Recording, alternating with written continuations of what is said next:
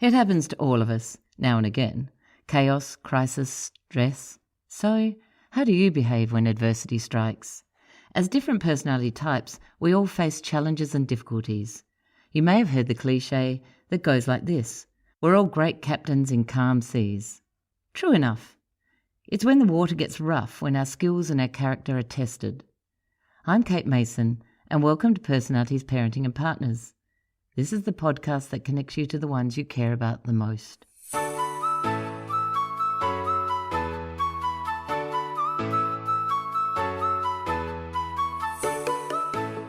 In this episode of Personalities, Parenting and Partners, we're going to talk about how each personality can best handle adversity and stress. Where do your personality strengths lie, and how do you tap into them to find your point of equilibrium to handle the adverse moments that occur in your life? Let's look at the different preferences that make up your personality type and ways to relieve the stresses that invade your life. When you can identify the best zone to be in when handling adversity, you can choose to find your preferred strength that will help you rebalance you in your most positive natural personality style and face the curveballs that life throws at you. Extroverted types. If you're an extrovert, one of the best ways you can fight stress is by acknowledging your own feelings and communicating these with others. By airing your grievances and frustrations out loud, you'll prevent your emotions from festering. Now remember, this can have a downside, as it can aggravate conflicts.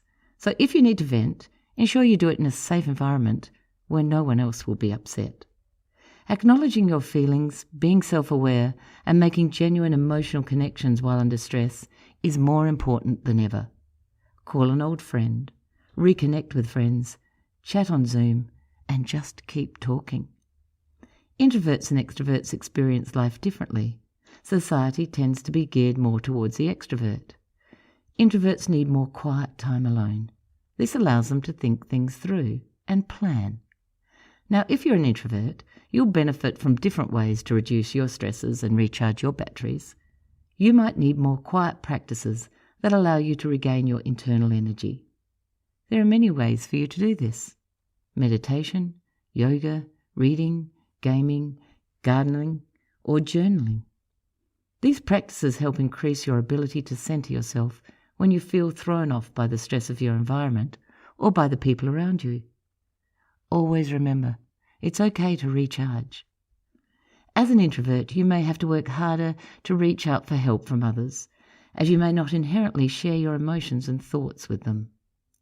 Find the time to talk through your thoughts and stresses with a close friend or partner to ensure that you do not overthink your negative thoughts, as this can increase your experience of stress and you may want to avoid imploding.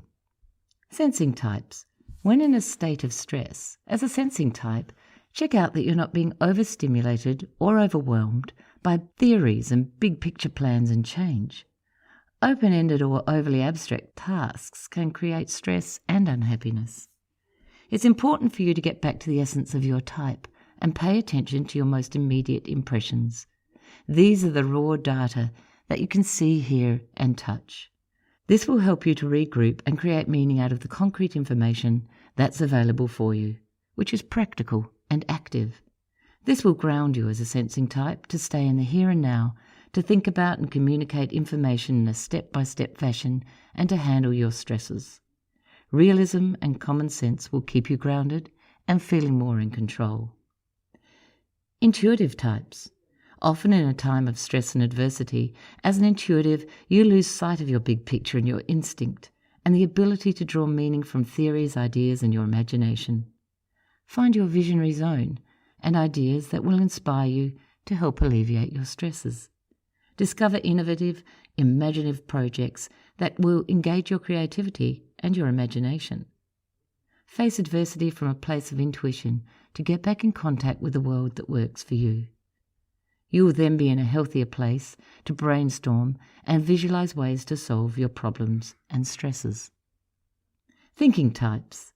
As a thinking type, facing adversity, it is really important for you to be in your own truth. You need to have space and time to direct your thinking thoughts in a way that works best for you. The need for compassion and harmony is always there in your communication with others, but allow your logical thought processes of questioning and critiquing to help solve your problems. Feeling types. If you're a feeling type facing adversity, then surround yourself with warm, empathetic people who can support your emotional journey and help you in the way you like to be encouraged. You must take care not to expend too much emotional energy during this time by caring and supporting for others, as you'll end up emotionally drained and exhausted and lacking the energy you need to help yourself. Judging types. If you're a judging type and life is feeling chaotic and stressful, your first move needs to be to regain a sense of control by taking charge of your environment. Sit down and reflect on creating short and long-term contingency plans that will help you create goals to solve your problems with your current issues. Write down your schedules and to-do lists, as these are comforting processes for you. Rid yourself of frustrating situations of ambiguity and change that will create worry and immobilize your productivity. At a time of stress, you need to be operating in your safe zone of a structured, organized setting to cope with life's curveballs. Perceiving types. If you're a perceiver facing tough times, ensure you're living the spontaneous lifestyle that is your most preferred. Keep your options open rather than making a rigid plan of action. Enforcing structure and tying yourself into decisions and situations where you're unable to have flexibility in choices will create an even greater overwhelm and feelings of concern. You'll create a greater sense of control by making choices only when necessary. So, when stressful occasions occur, keep your options open. Try to be as relaxed and adaptable as possible and follow your natural, relaxed preference to find your answers. Today we're talking to Pete. Pete's personality type is an ENTP. ENTPs only make up 3% of the population, which is just right, as it lets them create original ideas and then step back to let the more numerous and fastidious personalities handle the logistics and implementation and maintenance of their ideas. ENTPs search for growth in their lives and want to constantly feel like they're learning and improving. When they're faced with a challenge, they take it on headfirst, without hesitation or trepidation. They never give up, as their enterprising, resourceful spirit triumphs against unexpected trials. They believe in the midst of chaos, the most original and creative solutions can be found. Being an independent thinker, the ENTP exposes their ideas to the vulnerabilities of controversy. They would rather speak their mind than conform to something they do not believe in. Issues that seem important to them will be fought at any cost. Sensitivity and compassion can sometimes get lost in their desire to voice their opinions and thoughts. Pete is the managing director of Determined 2 and a mentor to people living with injury and disability. He is also the founder of immersion therapy, a unique approach to rehabilitation. Pete's rehabilitation career began in 2007 when he was involved in a serious motorcycle accident which nearly cost him his life. Through his long and difficult recovery, he developed first-hand experience in the challenges faced by those recovering from disability and injury. Realizing the unique needs of these people and seeing the limitation of existing systems and therapies to support them, Pete founded his company determined to deliver and develop his rehabilitation service, immersion therapy. He believes that people are not defined by the challenges they face, but by the way they choose to face them. As a result, Pete's energy and commitment to Determined 2 and immersion therapy has been recognised and acknowledged by a range of organisations in a number of forums and is a winner of many awards. Unfortunately, due to technical difficulties this morning, the first part of Pete's recording is not the best quality. However, Pete, being determined, as he is, wanted to go on with the improved recording halfway through, so please hang in there with us as we hear Pete's story, as is a wonderful one to hear.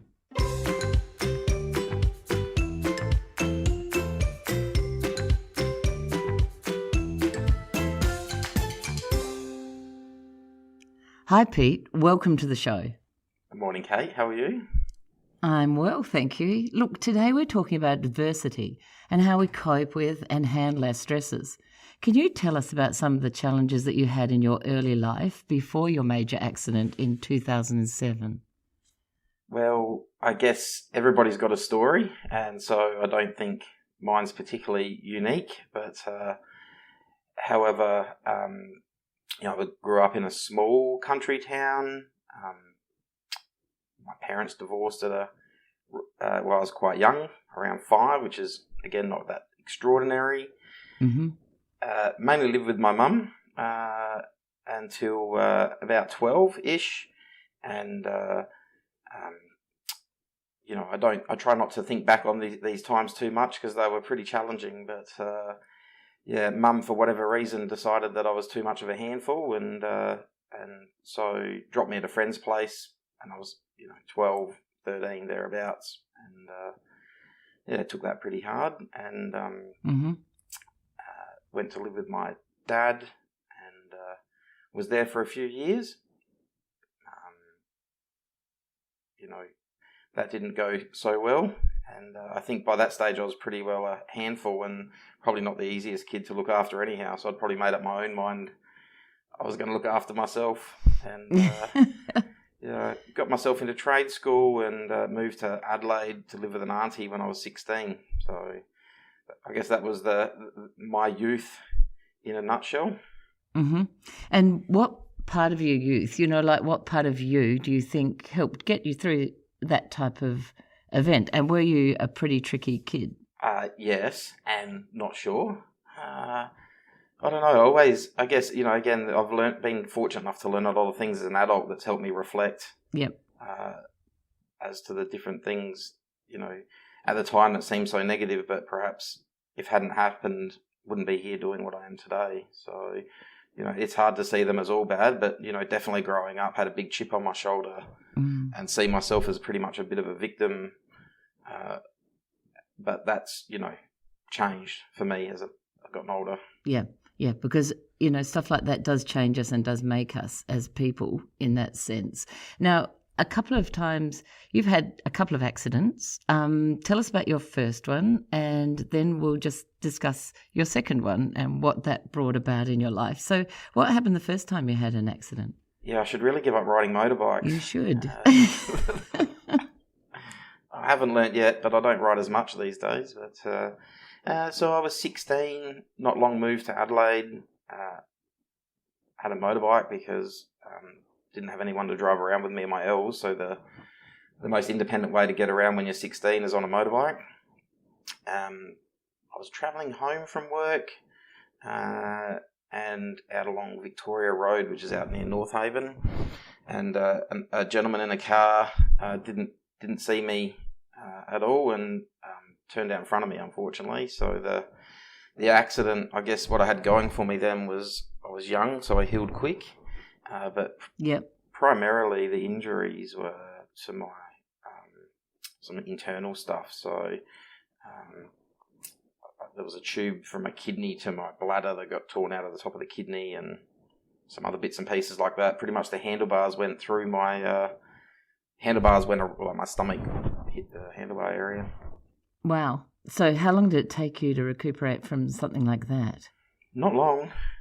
No? Not long. I was only in hospital for a reasonably short period of time, and then most of the recovery was at home, and so it had some impacts on my lower back, which I found really challenging when I did try to go back to work, because I was in like heavy industry type stuff as a as a first or second year apprentice, I think, at the time, and so lots of heavy metal and lifting and things like that was involved. So it did put an end to that. Yeah. So after that, what kind of jobs did you then do and get yourself into moving forward from that?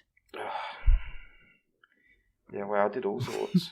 I had a reasonable period where I was just a bum, right, and didn't do a whole lot. I got a job completely by accident. I was going for a job interview in Regency Park somewhere, and I can't remember the actual details of the job that I was actually going for. Yeah. But I ended up at a business and said I was there for the interview. The receptionist got me through to the owner of the business, and we spent, I don't know, about a good hour chatting about my background. I noticed that he had a picture of one of my uncle's trucks behind him, and so we were just chatting, and then he actually said at the end of the interview that he never actually had an ad for a job. And I must have went to the wrong place. So but he if I wanted employed a you? job, I could have it. Yeah, he employed me.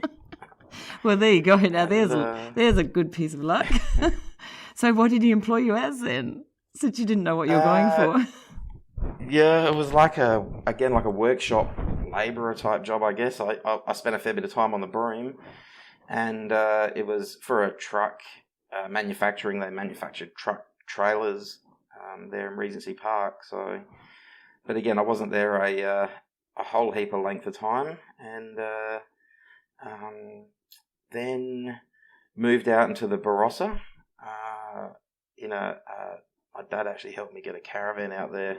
I was mixed up with the wrong crowd, I guess, in Adelaide, and Dad tried to help by getting me out of Adelaide. So he got me into a caravan park in a caravan out at the Barossa, and I started in a winery doing, putting in vineyards. So again, just as a labourer assistant, and it's probably 17 maybe or so by that stage, and that didn't work out.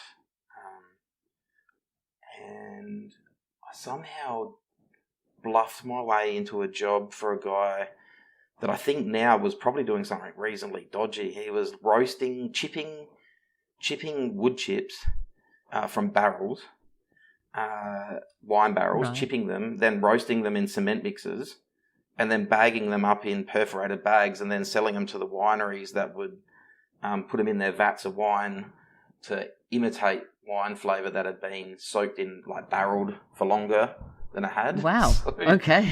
Yeah. Won't let that one out to the general public. Yeah, go on.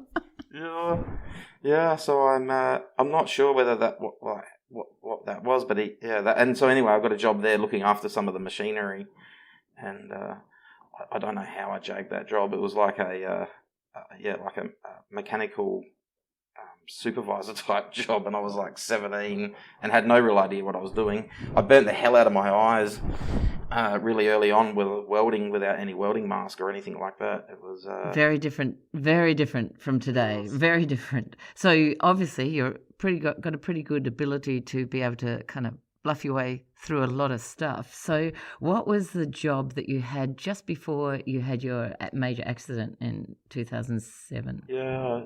So from that job in the Barossa, I actually came back to Adelaide, and things with Amy and I were getting pretty serious. I wanted to be closer to her, and so Amy and I had met when I first came to Adelaide when I was 16, which is now my wife, and I wanted to be back in Adelaide closer to her. So I actually looked for a job and in the paper and found a job detailing cars at this little car yard. And got that job, and that's what kind of got me back to Adelaide. And it wasn't long after that, actually, Amy and I moved in together as well, so to our first place together. So she'd just finished year 12, I think, at that stage. So I think I was about 19 when that happened. So that's the job I was actually in right up until when I had my big second accident. So I was there almost 10 years, and I really found a place that I belonged there. I was detailing cars for a little bit and said to the boss, I'm not enjoying this too much. And he said, well, what do you want to do? And I said, well, you get to sit in the office all day watching movies. I said, I want your job. And did you get it? Yeah, and he said, well, you better start selling cars. And so I went out that day and sold a car and said, yeah, well, here we go. And it was pretty funny, though. I sold it while he wasn't there, and I did everything perfectly. Delivered the car, did all the paperwork, all that. Except for when he got back and I was really proud to tell him I sold a car. He goes, great, where's the money? Oh. I didn't get any payment.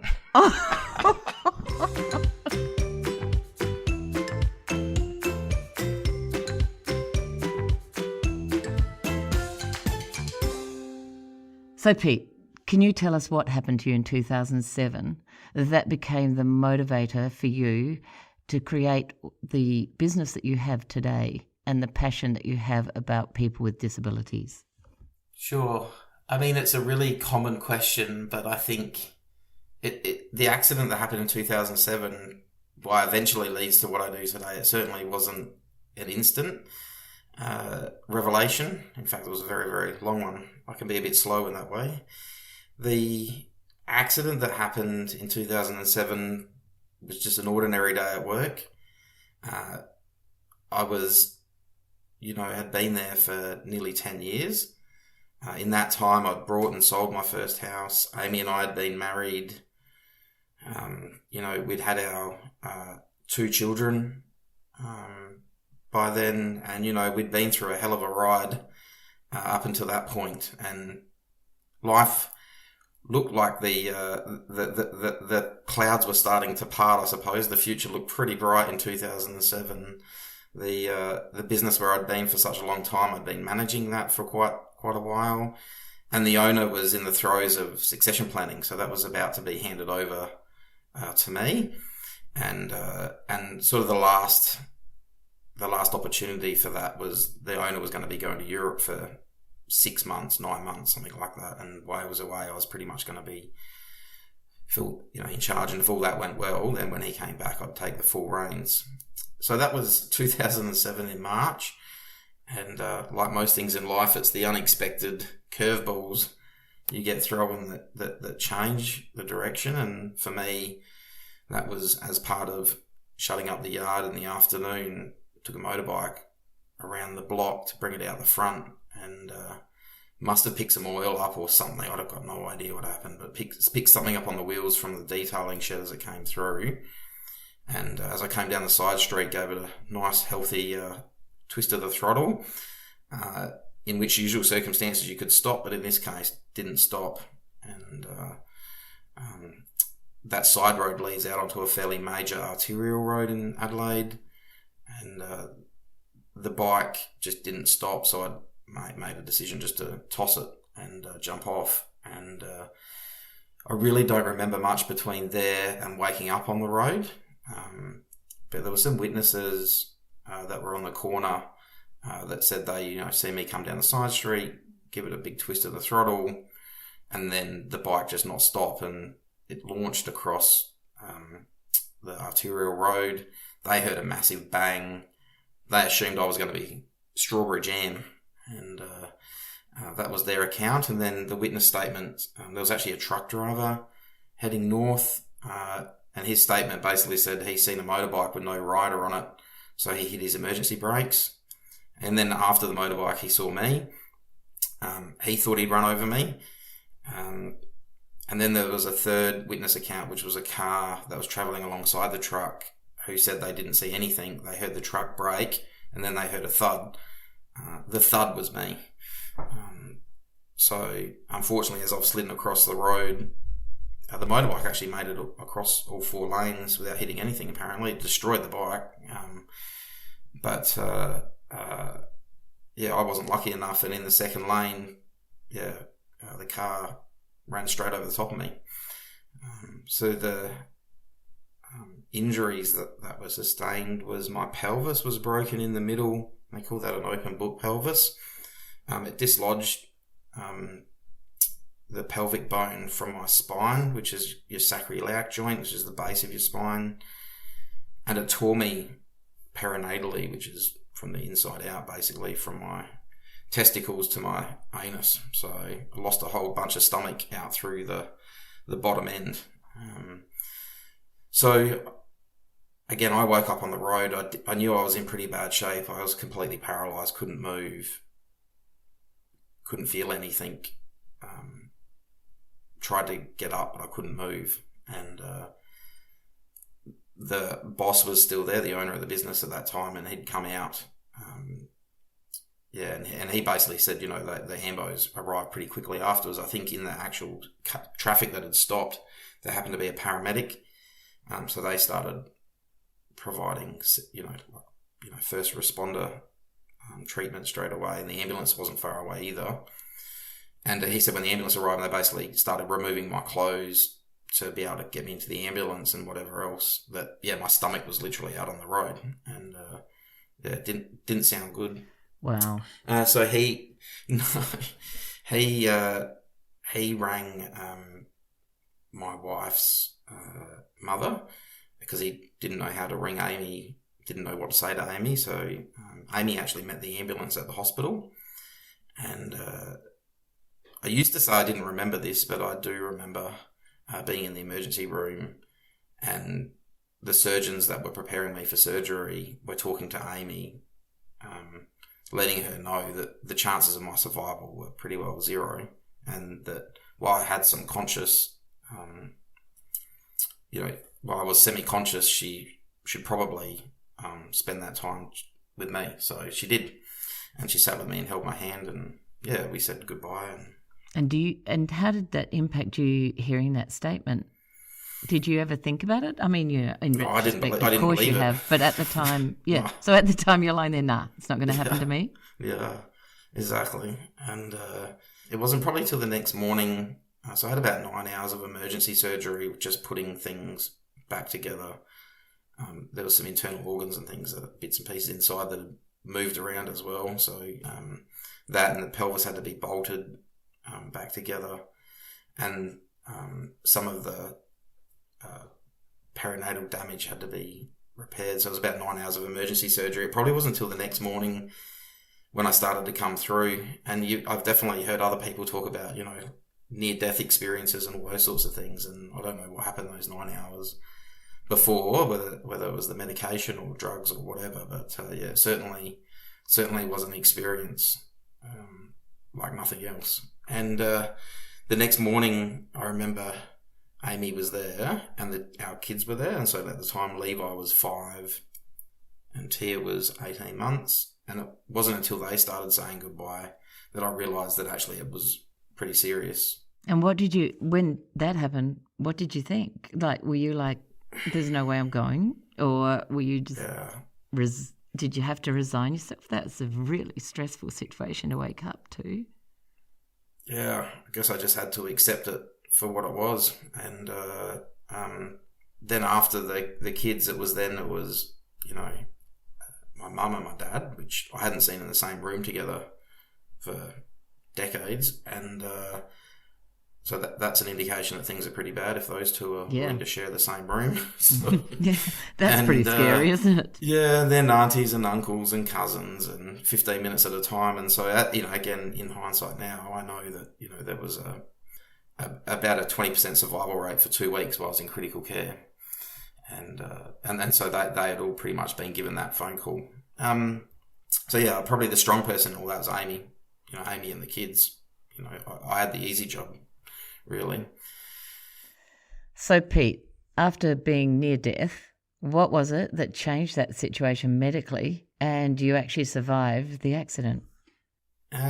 So I think medically I was very fortunate for the people that were around. I mean, South Australia, we have some amazing doctors and surgeons. And actually the night of my accident, my auntie she works at the Royal Adelaide Hospital as a nurse, and they were talking about it afterwards and said that if you could pick your dream team of surgeons for the particular parts of my body that were injured, because I think it took at least 3 or 4 different types of specialty surgeons for the different areas that I damaged. They all happened to be there that night on duty. And so they said if you could pick your dream team, I had the dream team. And, lucky. I still actually have a really close and great relationship with the primary surgeon, Professor Tony Pole, who was the gentleman that I mentioned was talking to Amy on the first night. He's now retired and in his 70s, but we still catch up. Wow. And he's watched my kids grow up, and we were only just recently having cups of tea with him and his wife, and he was saying to Amy, over something like a 50-something year career as a trauma surgeon, he could think of maybe one other occasion where he didn't think the patient would make it. And Amy was probably one of 2 people that he ever spoke to as the partner as to say goodbye. So wow. I think he's also as amazed as other people with not only the survival but the recovery outcome. So it's pretty special. So I think from a medical perspective, I was very fortunate. And from a family support, I mean, Amy has just always been incredible. So I haven't always given her the credit that she deserves for what she put into that as well. Again, like I said, in reflection, I really had the easy job, but I guess I never really got rid of that chip off my shoulder. Yeah. And so again, that wasn't the accident that spun me to what I'm doing today. In fact, it was quite the opposite. And I very much became even more, I guess, selfish and self-centered and angry, and I really just wanted my life or my body to go back to the way that it was. And again, as we discussed earlier, I'm pretty crafty when it comes to creating the scenario that I need to think that what I need to survive in. And for me, that was getting back my body and life that I had before. And so I did whatever I could that I thought would create that opportunity. It was perhaps the failure in that happening is when you asked about what was it that led to what I'm doing today. It was desperation. I was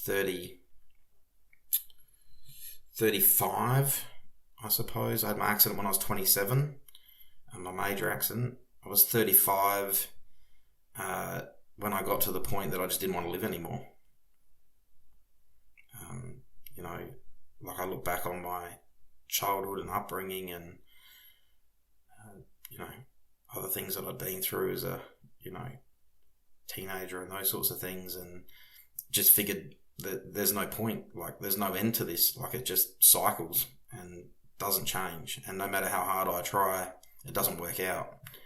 And being the problem solver that I am, in 2015, I basically considered my options and thought, well, I can see what's going on here. I wasn't being very nice to Amy or the kids. I wasn't doing very well in my mind, in my ability to get my life back. And I'd been supported because my accident happened while I was at work. So I'd been getting supported by work cover through that period, but the support was pretty horrible. And you had to fight for everything and to get any type of support. And I just didn't have anything left in me. And so I pretty much just went, well, I'm the problem. And so the solution to that is just remove me. And if I remove me, then I'll fix the problem. And so that's where my head was at in 2015. And so I went up home, which is in the Flinders Ranges, out on a very remote property, and I didn't intend on coming home. What changed that? So I reflected, and there was basically two options. There was option A, which is, if I'm the problem, remove the problem. Or option two, I just had to let go. I had to let go of everything and let whatever was going to happen next happen. And luckily that's...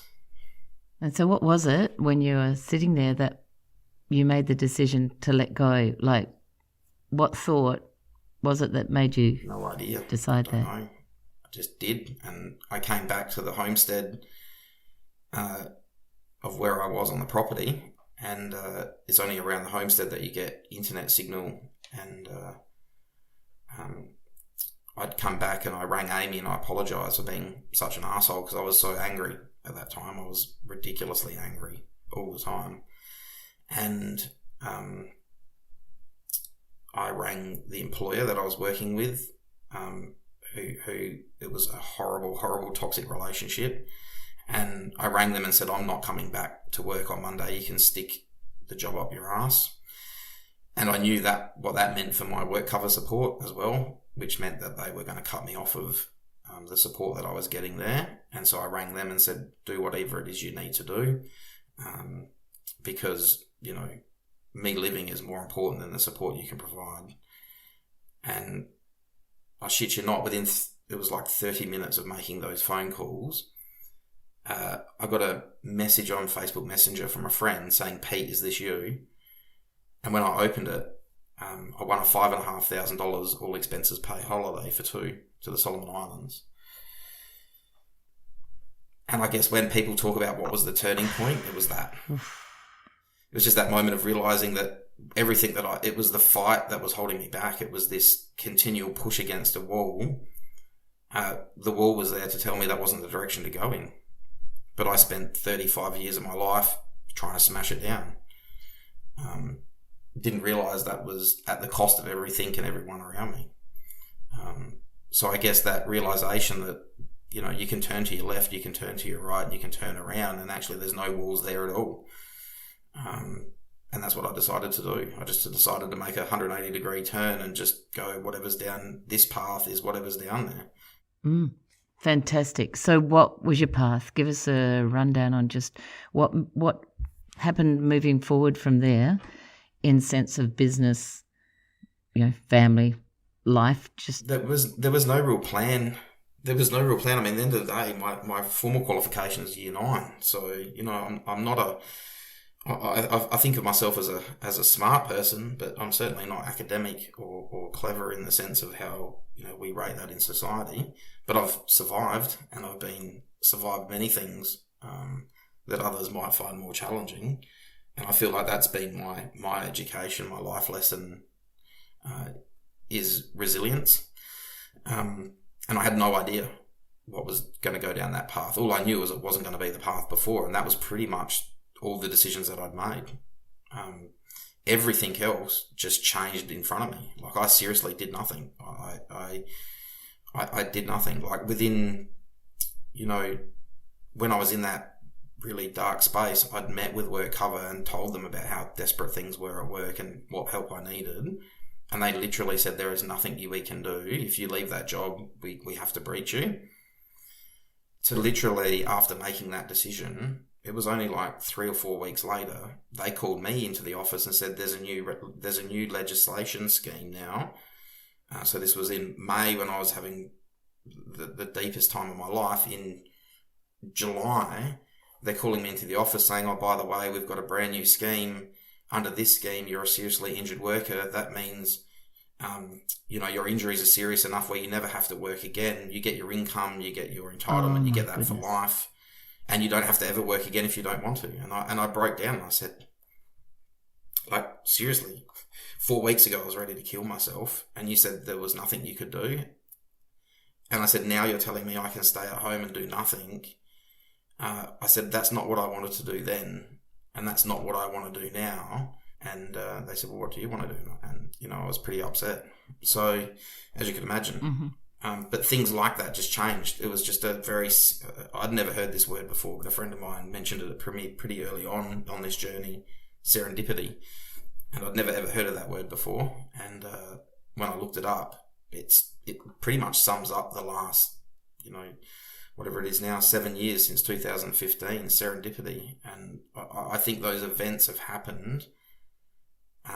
Yes, I put lots of effort and energy into what I do, but I'm not tied to a specific outcome. It's more of a sense of self and feeling and belief and values and principles, rather than this, you know, material thing that I'm chasing. And I'm okay with that. And I guess I am in a fortunate position where, you know, other things that would normally be factors for people aren't factors for me. I get that, but still, I do take that with that opportunity that I have with a great sense of responsibility, and it's changed my world. It's absolutely changed my world. So moving forward with this stage of your life, and like you say, the serendipitous kind of way of moving forward is really more about letting things go, moving with the flow, allowing whatever you need into your life rather than pushing and against something that is like a brick wall. So how's that led you to your business that you run today? I just wonder if you could just give us a quick rundown on immersion therapy, if you can do a quick rundown, Pete, on what service it provides for people and what you see it doing for the future, in the future. So, quick is not in my style. No.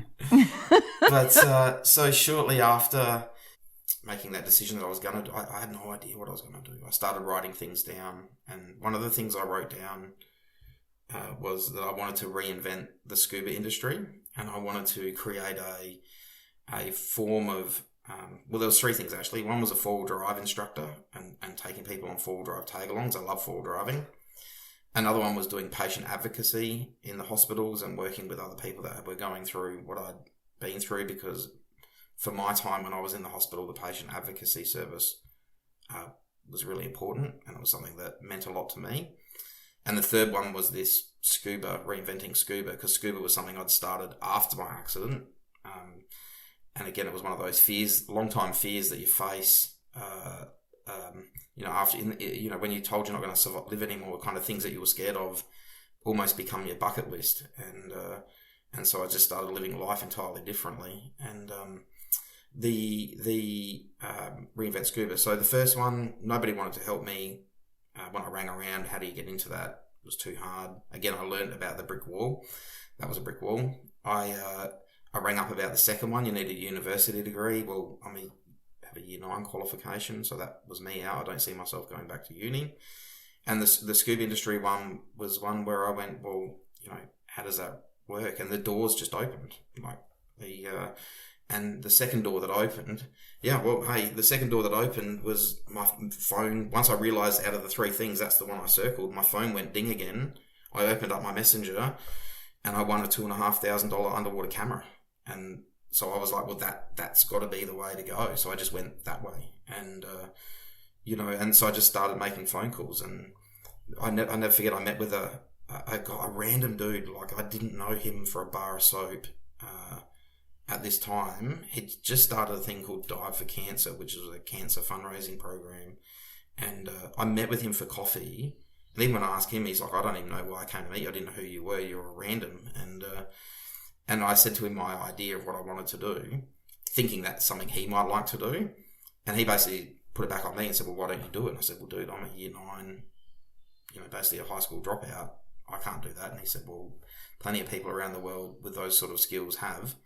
And he said, what is it you want to achieve? Like, what's the end result? And so it still sits to me today. He said, start with where you want to finish and then just work backwards, solving problems to where you are. Don't worry about step A, B, C, D. Start with Z, because then Y works itself out.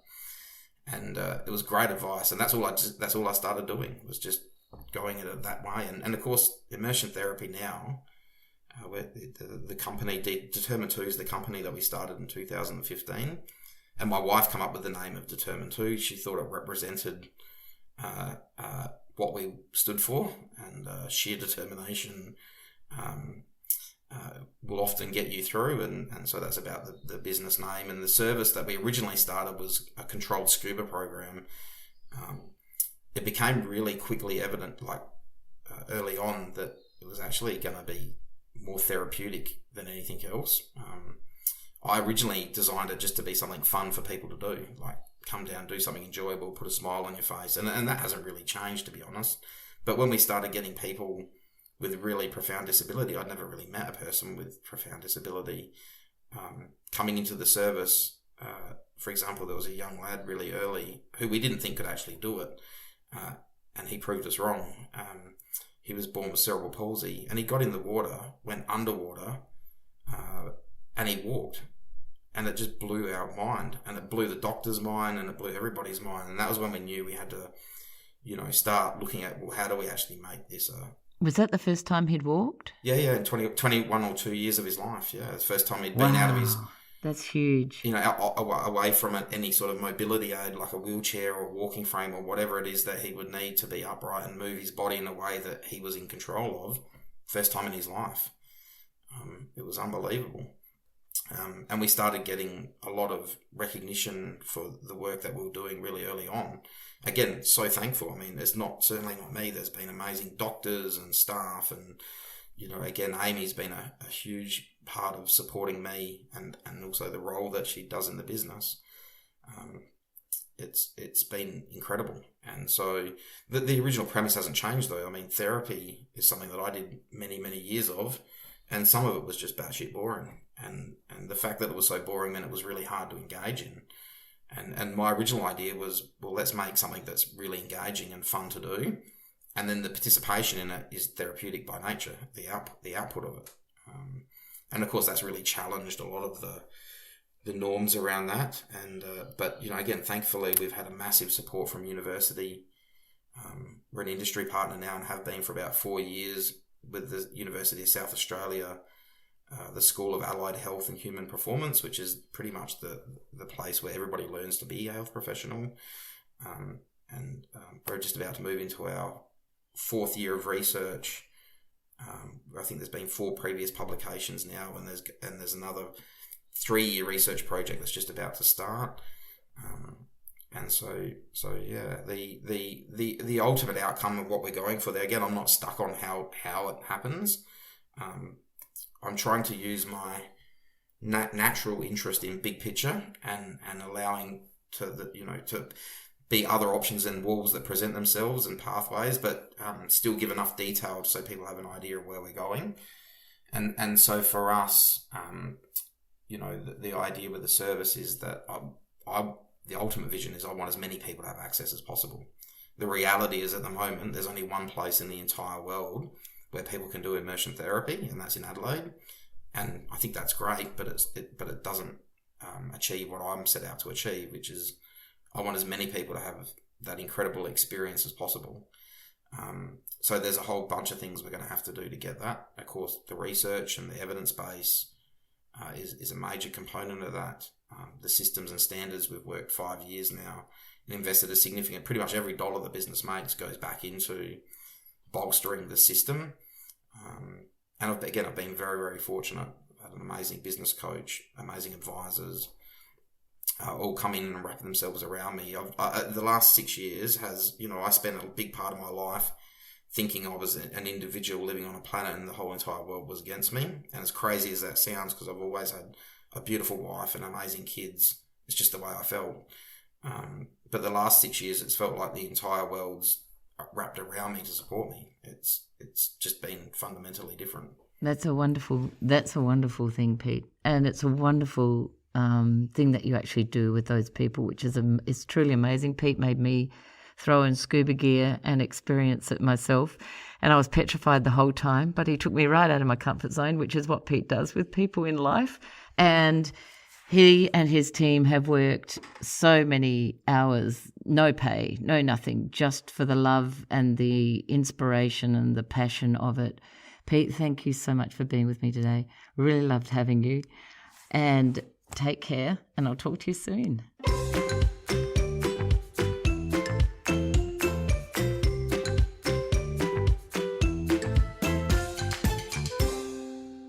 Healthy, functioning ESTPs are fun-loving, easygoing, and when they check their actions before impulsively jumping right into things, they are wonderful people to be with.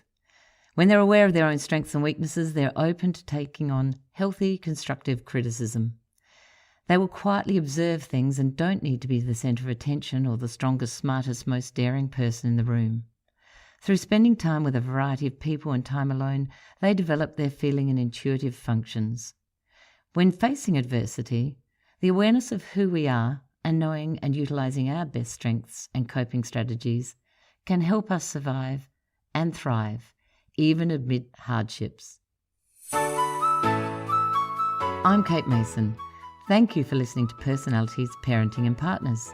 If you enjoyed this episode, we'd love it if you could leave a rating and a review that would help others learn about this podcast. If you have an episode idea, please send a note to thepersonalitycoach@gmail.com. Many thanks to our producers at Podcasts That Pop. Would you do us a favour and recommend this podcast to one friend? Thanks, and see you next time.